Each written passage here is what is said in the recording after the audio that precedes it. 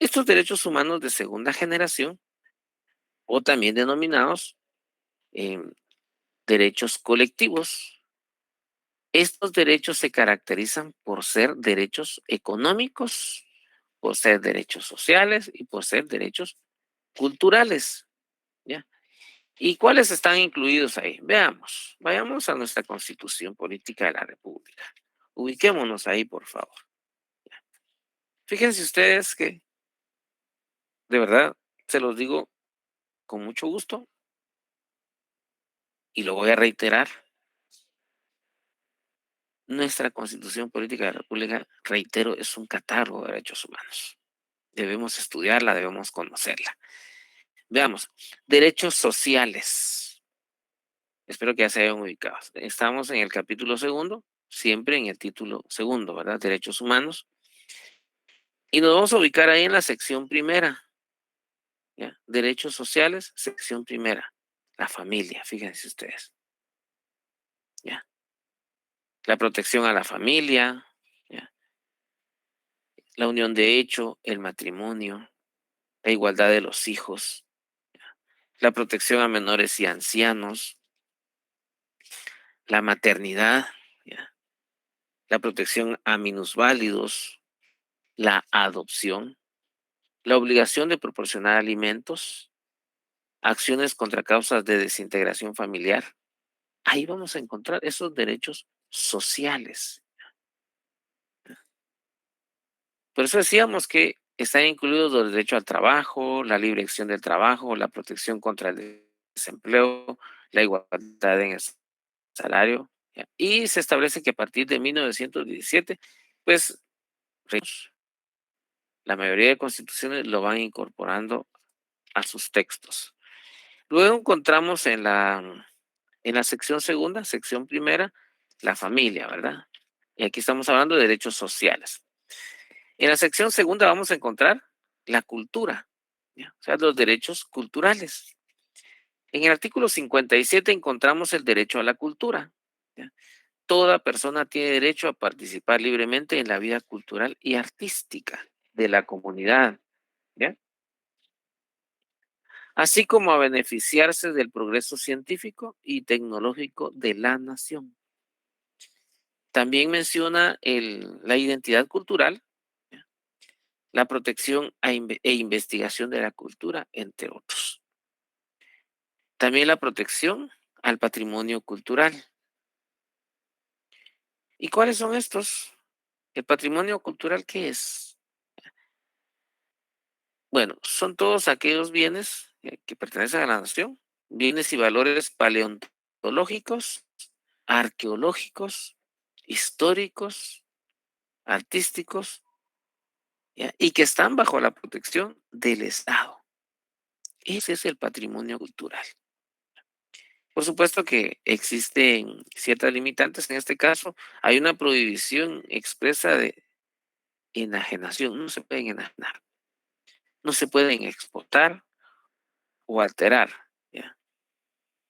No, en el caso de, salvo los casos que determina la ley, esto es cuando se trata de la reconstrucción de algunos bienes, ahí sí se pueden no alterar, sino para mantener su conservación, sí se pueden hacer ciertos trabajos de restauración inclusive.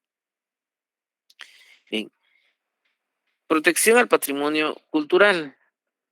Los sitios arqueológicos, artículo 61, son los conjuntos monumentales y el centro cultural, ¿ya?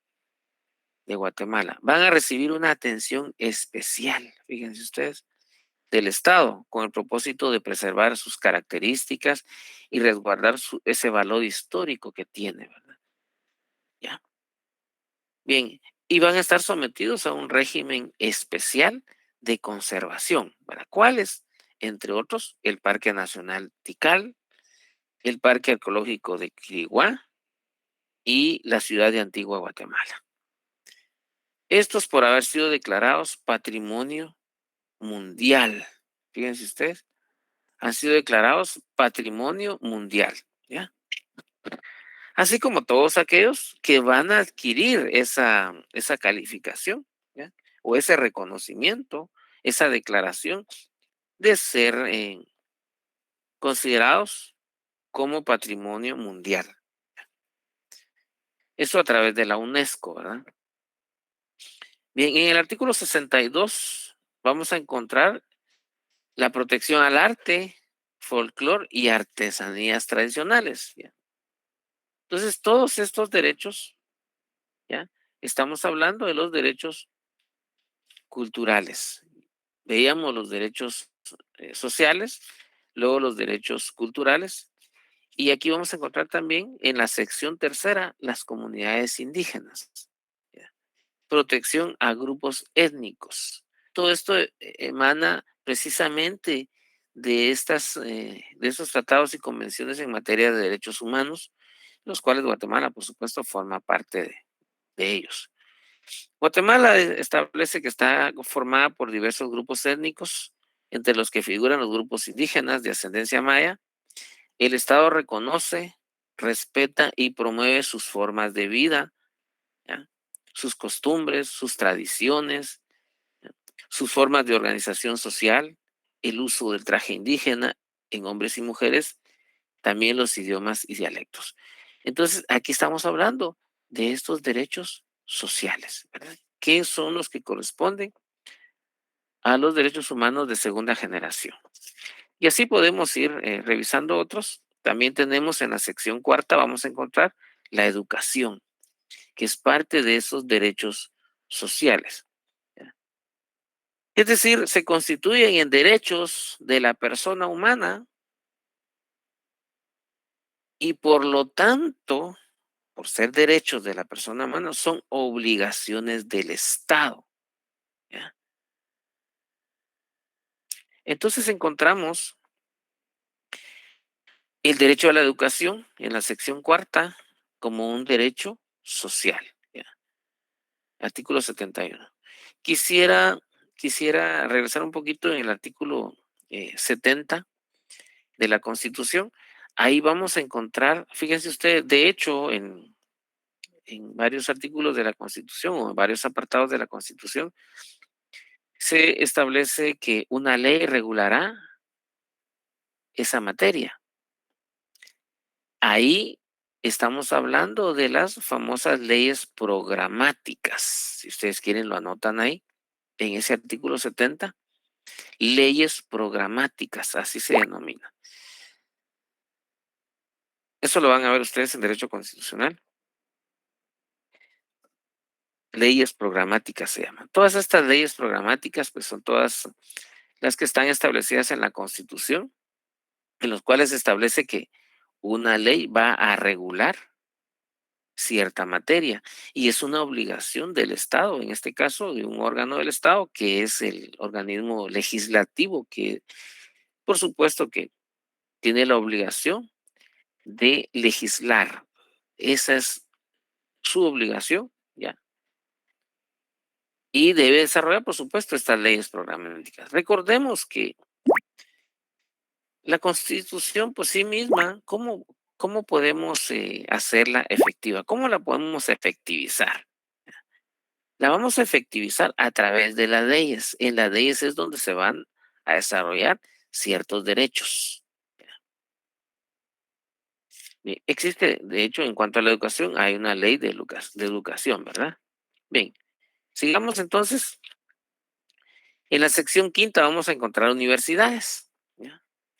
Reitero, estamos en los derechos humanos de segunda generación. Estamos hablando de los derechos sociales. Aquí estamos, se está refiriendo siempre en materia de educación. Estamos hablando de la sección quinta referente a las universidades, ¿verdad? El artículo 82 establece la autonomía de la Universidad de San Carlos de Guatemala. Es una institución autónoma con personalidad jurídica. Autónoma no quiere decir que sea un estado dentro de otro estado.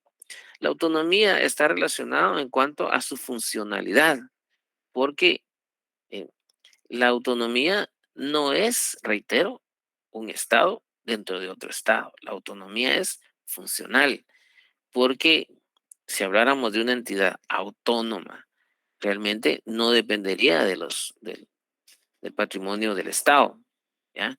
sino que tendría sus propios ingresos, ¿ya? Es una autonomía funcional, ¿ya?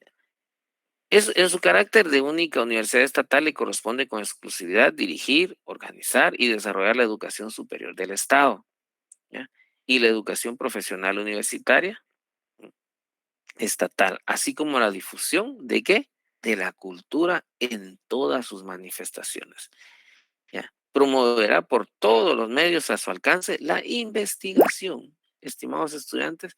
Por eso, precisamente, nosotros debemos investigar todos estos temas que estamos viendo, debemos investigar, debemos en los distintos libros, debemos investigar estos temas, ¿verdad? Eso es investigación, ¿ya? Investigación en todas las esferas del saber humano, ¿ya? Y cooperará al estudio y solución de los problemas nacionales. Se rige por su ley orgánica y por los estatutos y reglamentos que ella emita. Ya puede emitir sus propios, ya, reglamentos. Hay una ley orgánica y se rige por sus estatutos también. Debiendo observarse en la conformación de los órganos de dirección el principio de representación de sus catedráticos titulares, sus graduados y sus estudiantes. De hecho, el Consejo Superior Universitario está integrado de esa forma, ¿verdad? Hay representación de estudiantes, hay representación de egresados, ¿ya? En fin. Bien, entonces aquí estamos hablando de los derechos sociales, es decir, los derechos humanos de segunda generación. Bien,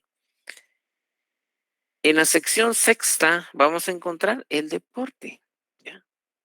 Por eso es sociales, culturales y económicos. Esos son los derechos humanos de segunda generación. Artículo 91. Asignación presupuestaria para el deporte, ¿ya? Es deber, fíjense ustedes, es deber del Estado. El Estado somos todos nosotros, ¿ya? Es deber del Estado el fomento y la promoción de la educación física y el deporte. Para este efecto se destinará una asignación privativa no menor del 3% del presupuesto general de ingresos ordinarios del Estado, ¿ya? Es decir, es un derecho humano el deporte. Luego en la sección séptima vamos a encontrar salud, seguridad y asistencia social. No estamos hablando de seguridad física, es decir, en cuanto a seguridad personal, sino en cuanto a salud, ¿ya?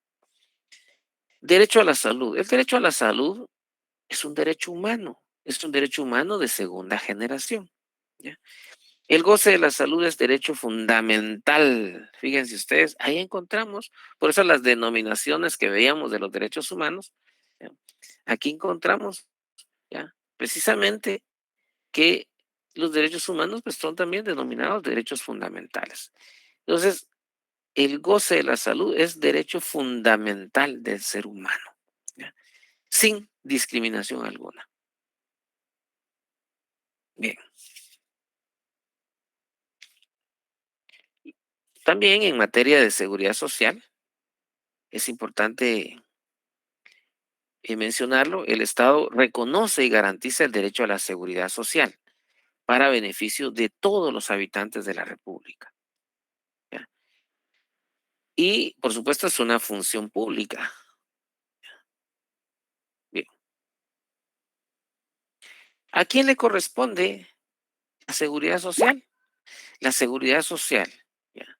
Le corresponde al Instituto Guatemalteco de Seguridad Social, que es una entidad autónoma con personalidad jurídica, ¿ya? Patrimonio y funciones propias. Goza de exoneración total de impuestos. Bien, muy bien. Esto entonces con relación al tema de los derechos sociales de segunda generación. Bien,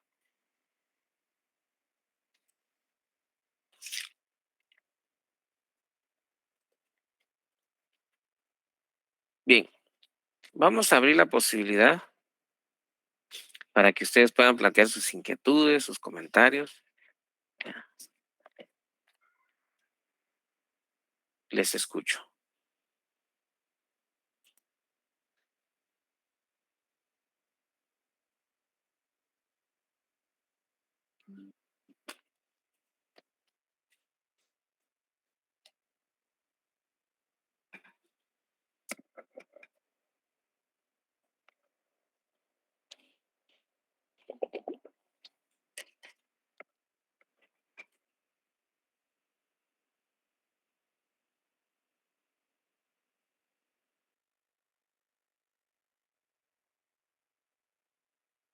Licenciado, buenas noches.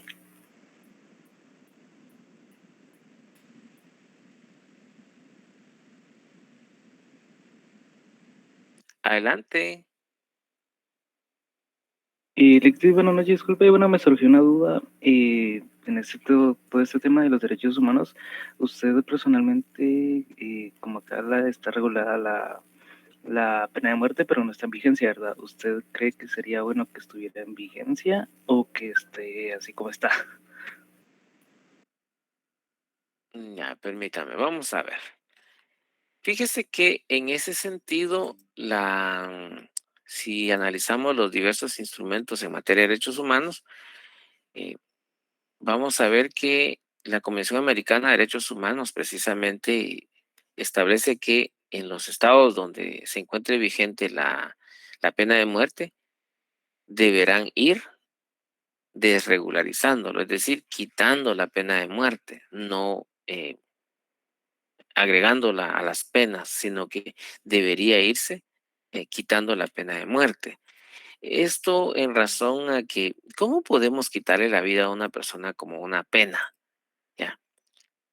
Si el derecho a la vida es un derecho humano, si el derecho a la vida es un derecho inherente a la persona humana, entonces, ¿cómo el Estado puede venir y quitarle la vida a un ser humano?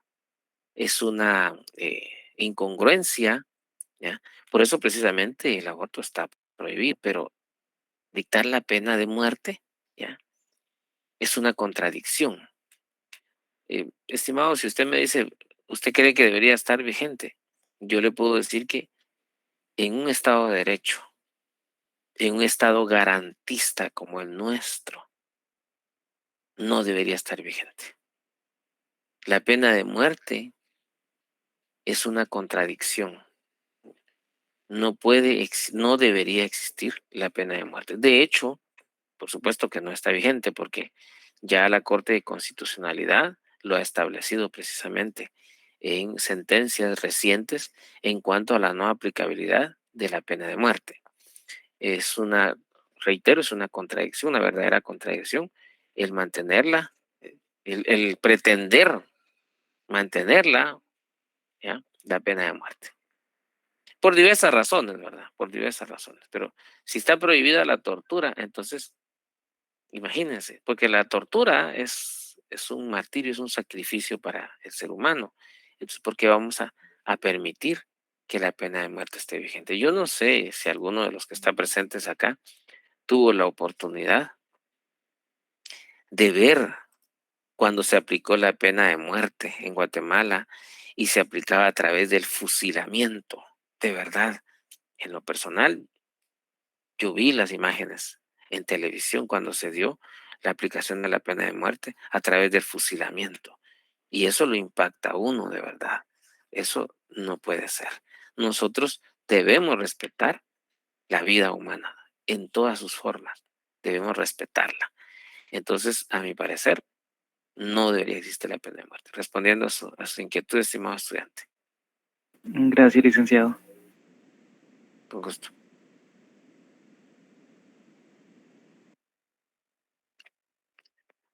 ¿Alguien más?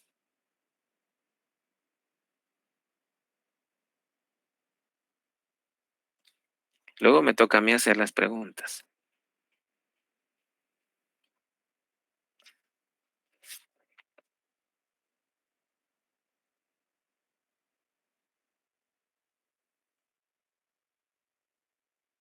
Yo sé que hay dudas, pero no se animan a preguntar. No crean cuando les digan, mira, si preguntas eso, no lo van a preguntar en el examen. No. Ustedes pregunten, para eso estamos acá. De acuerdo a lo que ustedes han leído también, ¿verdad? Porque me imagino que están leyendo su constitución, todos estos artículos eh, que están ahí plasmados en cuanto a la primera parte que vimos, los derechos humanos de primera generación y segunda generación. Por favor, les pido que lean su constitución. ¿Ya? Vayan leyéndola. Todo esto precisamente hay que conocerlo. Esto van haciendo esa relación con los diferentes instrumentos internacionales en materia de derechos humanos, entre otros, la Declaración Universal de Derechos Humanos, la Convención Americana y todos aquellos instrumentos en materia de derechos humanos que les había mencionado. De hecho, en clase creo que le di lectura a los distintos instrumentos. También encontrarlos hoy no es tan difícil, ¿verdad? Ustedes, porque por ahí les compartí algunas páginas donde pueden descargarlos. Y ustedes le dan allá al buscador y los lleva a las distintas eh, páginas que tienen que ver con materia de derechos humanos. Por ejemplo, lo que les mencionaba ahorita, la Oficina Nacional contra la Tortura, ¿verdad? Entonces, vayan dando lectura a todo esto, por favor. Vamos haciendo esa distinción entre los derechos humanos de primera generación, derechos humanos de segunda generación. Por eso mencionábamos que sean de primera o segunda generación, no hay una preponderancia entre uno y otro. Es solo para efectos de su estudio. ¿Ya?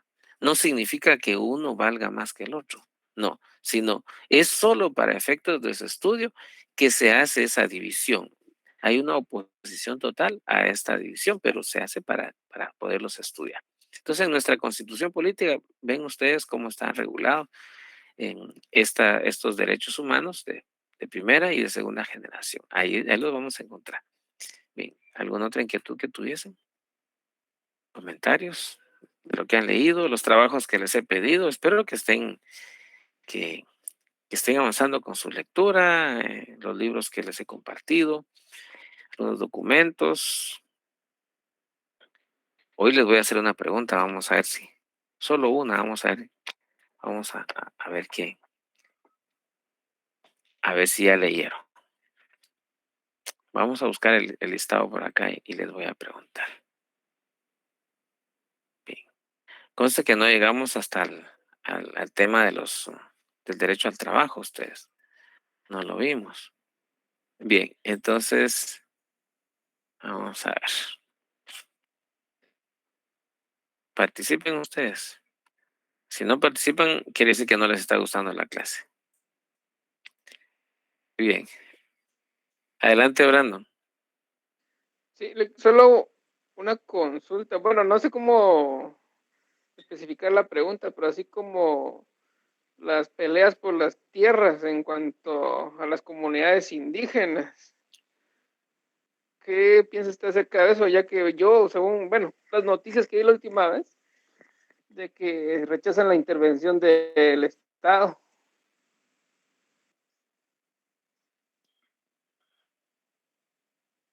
Mm, No sé desde qué punto de vista podríamos abordarlo, porque no es una pregunta, más bien es una apreciación suya. Sí, o sea, Eh, como le digo, no sabría cómo esquematizar la pregunta en sí. ok, bueno, voy a tratar de explicarlo. Recordemos que hay un principio. En ese sentido, vamos a ver. El derecho de propiedad es un derecho humano, ¿ya? Es un derecho inherente a la persona humana. ¿Ya? ¿Cómo está regulado en nuestra Constitución? ¿Cómo está regulado en las leyes? Entonces, aquí hay una mezcla de muchos factores que influyen, porque tendría yo que hablarles un poquito de derecho agrario. Y no sé si ese curso ya lo llevaron. Yo lo di en una universidad privada, di derecho agrario. Entonces, hablé del tema ese, de la tenencia de la tierra, ¿verdad? Entonces, pero este no es el curso de derecho agrario.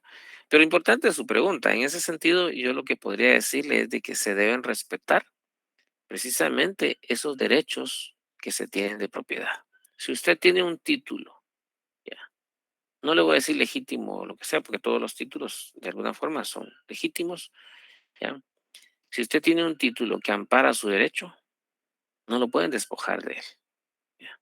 Y nadie puede pretender un derecho, ya, sobre algo que alguien ya lo posee.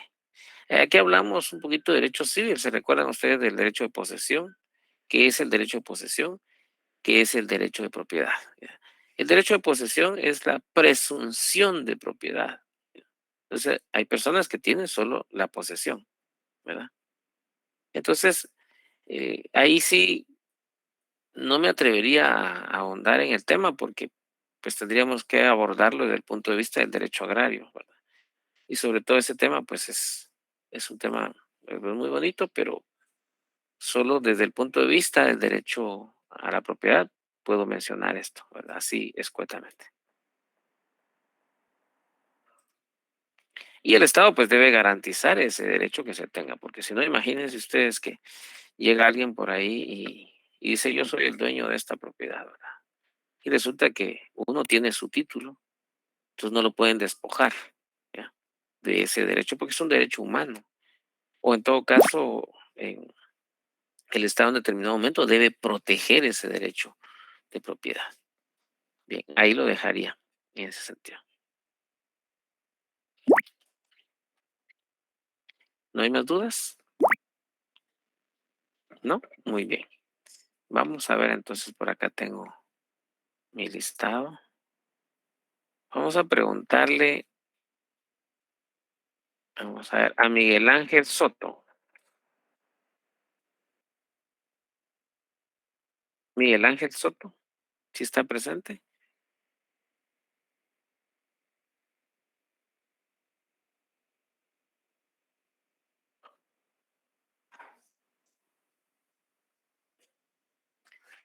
En este momento tenemos 104 estudiantes, según en un registro, un listado que tengo por acá, deberían haber 136 estudiantes, imagínense. Espero que no estén estudiando por correspondencia porque tienen que estar presentes en la clase, ¿verdad? Bien, no está. Vamos a preguntarle a Javier González. Sí, licenciado. Gusto saludarle, Javier. Quisiera preguntarle del tema que hemos visto de la dignidad humana. ¿Usted cree que se puede perder la dignidad humana?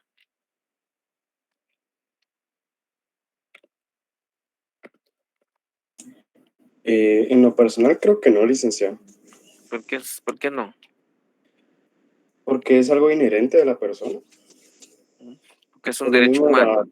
de la Declaración de los Derechos Humanos que lo ampara. Muy bien. Porque es un derecho humano, ¿verdad? Sí. Muy bien, gracias, Javier. Vamos a preguntarle a Heidi. Heidi Gabriela.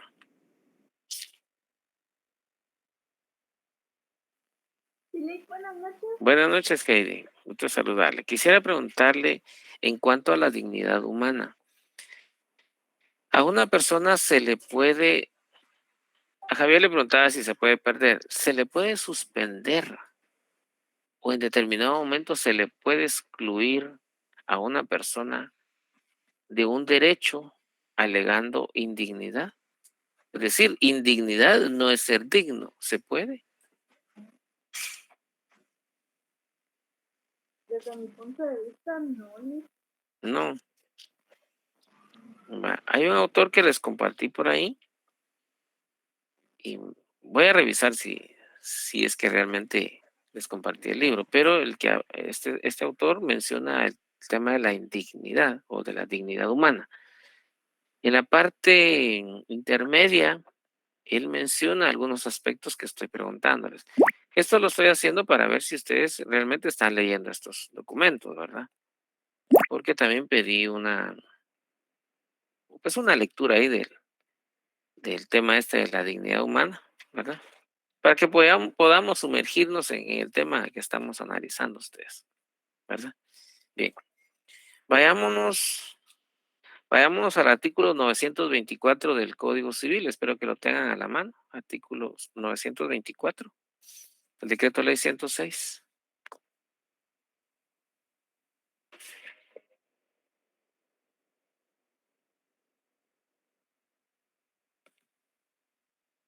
Vamos a pedirle a Norma Griselda, que nos ubique ese artículo, por favor, y nos le da lectura y yo le voy a indicar hasta dónde, por favor.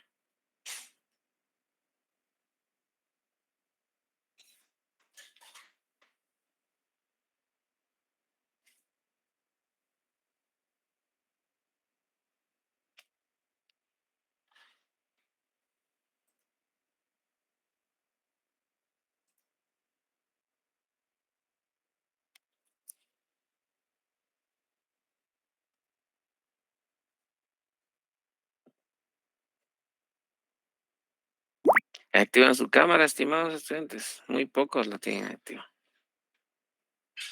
No sean tímidos. Miren que las audiencias ya están prácticamente siendo... ¿Cuál es el artículo, licenciado? 924 del Código Civil. 924.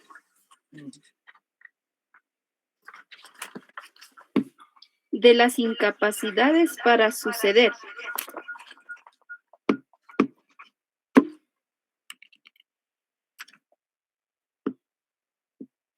Incapacidades para heredar por indignidad. Son incapaces para suceder como herederos o legatarios por causa de indignidad. Primero, el que haya sido condenado por haber dado, mandado o intentado dar muerte a la persona cuya sucesión se trate. Muy bien. A los Muy padres. bien. Ahí déjenmelo. Vamos a ver. Analicémoslo. Fíjense, pues, estimados estudiantes. Dice que pierden la capacidad para heredar. ¿Por qué? Por indignidad. Entonces, ¿se puede perder la dignidad? ¿Se puede suspender la dignidad? ¿Mm? Son preguntas, ¿ya?, que debemos plantearnos.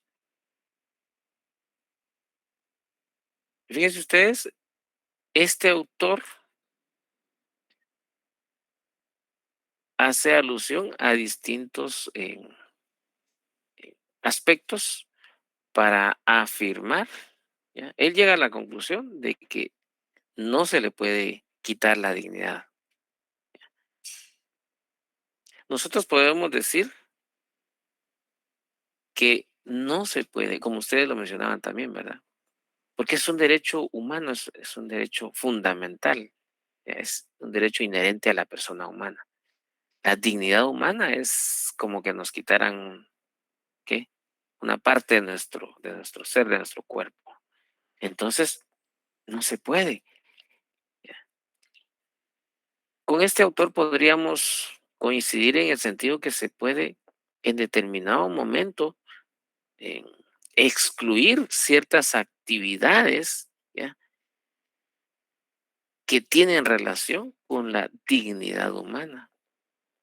Por ejemplo, fíjense ustedes, la libertad.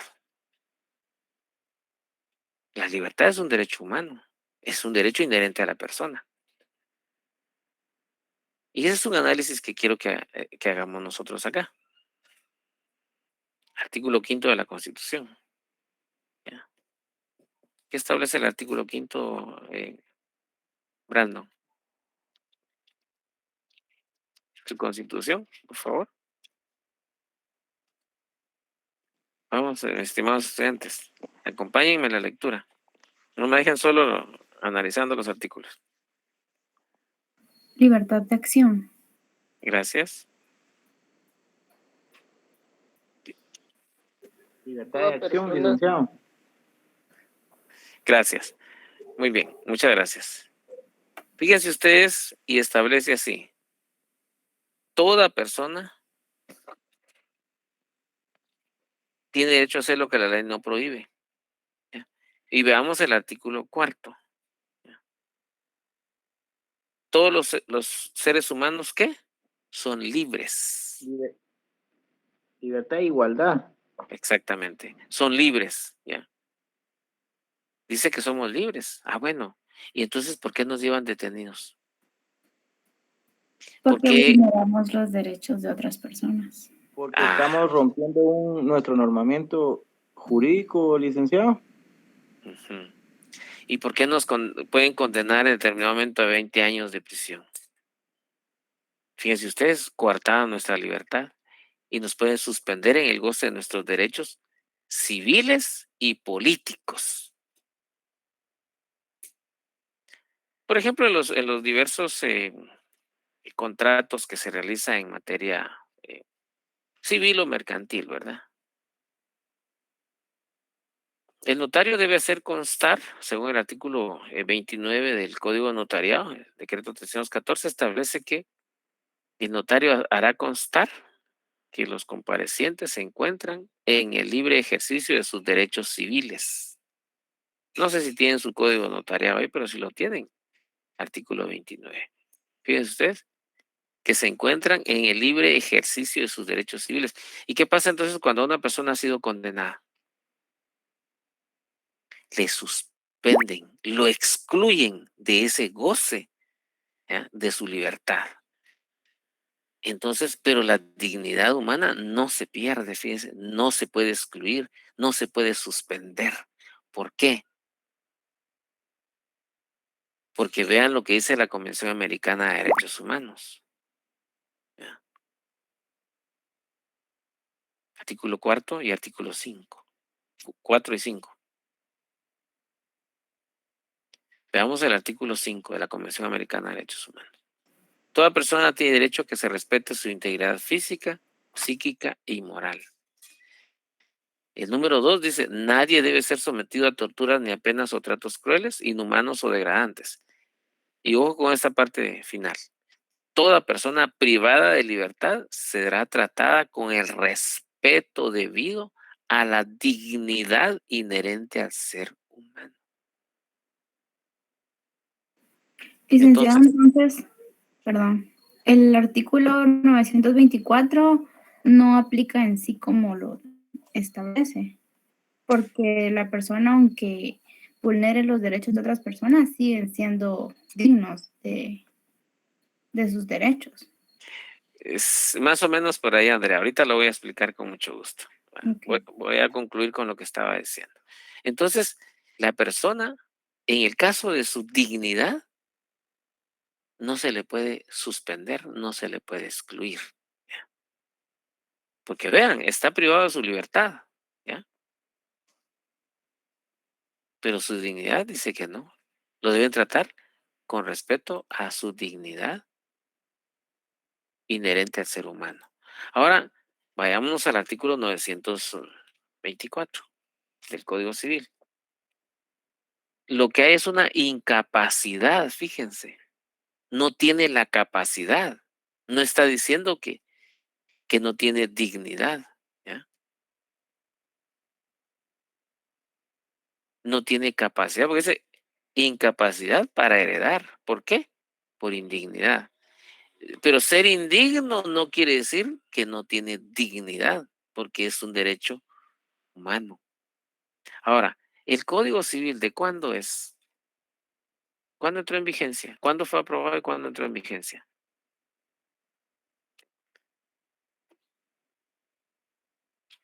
Miren, cuando ustedes participan, se emociona uno impartiendo la clase. De verdad les agradezco mucho su participación. Es muy importante porque estamos haciendo academia. Esta es la academia.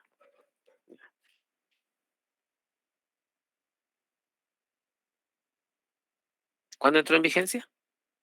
¿El decreto ley 106? ¿Alguien lo tiene? Licenciado, entró en vigencia el 1 de julio de 1964. Muy bien, gracias. ¿Y la Constitución Política de la República cuándo entró en vigencia? 1986, licenciado. Correcto. Vean ustedes la diferencia de fechas. Entonces, aquí lo que se está haciendo es, en el 924, se le está excluyendo, no se está quitándole su dignidad, ¿ya? También, aparte de ese artículo, el 924, ahí podríamos colocar el artículo 1869, ¿ya? Cuando se dan donaciones, ¿ya?, entre vivos y se puede revocar la donación. ¿Por qué? 1869, vayámonos por favor a ese artículo.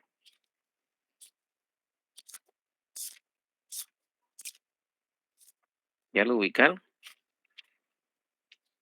Sí, licenciado. Adelante, Andrea, dígame, ¿qué establece? Artículo 1869. La revocación que haga el donante por causa de ingratitud no producirá efecto alguno si no se notifica al donatario y a sus herederos. Muy bien, gracias, Andrea, gracias. Veamos ahí. Ahí lo que tenemos es causa de ingratitud, ¿ya? Y estamos hablando de indignidad. Pero ser indigno no quiere decir que lo despojen de su dignidad, sino que no está apto. ¿Por qué? Porque se portó ingrato, como diríamos, ¿verdad ustedes? No ayudó a la persona que le donó. Y en el caso de la incapacidad para heredar, porque, pero fíjense ustedes que en la primera parte de ese artículo 924 establece que el que haya sido condenado, y eso es importante que lo subrayen, que lo hayan condenado. Si no hay condena, ¿y qué es? Que ya está condenado, que hay cosa juzgada, pues. Si no ha sido condenado, ¿m? Entonces no hay un proceso, no solo porque dicen, ¿ya? Es que dicen, no, la gente puede decir lo que quiera, pero que se lo prueben en un órgano jurisdiccional. Ahí, el juez de garantías es el que tiene que protegernos, porque son jueces de garantías, ¿ya? Les decía uno de los, y con esto vamos a concluir, estimados estudiantes. Les decía uno de los jueces que tuve la oportunidad de estar examinando en posgrados en una universidad privada, les decía, señores, ustedes son el último valladar que tenemos los seres humanos para la protección de nuestros derechos fundamentales. No nos defrauden, ¿ya? Actúen con valentía, no tengan miedo, no importa lo que digan allá afuera. Ustedes manténganse firmes, ¿ya? Porque esa es su función. El ciudadano confía en que ustedes van a protegernos. Son el último valladar que tenemos los ciudadanos. Si no tenemos jueces libres en su actuar, que los atacan con difamaciones, ¿ya? Y de otro tipo de presiones que puedan tener, ustedes manténganse firmes, porque confiamos en que nos van a proteger. Es el único que nos puede proteger. Es el último valladar que tenemos. Estimados estudiantes, les agradezco mucho su atención, su participación, su paciencia que tienen para con su servidor. Pero les agradezco mucho también que estén llevando las lecturas. Eso es muy importante.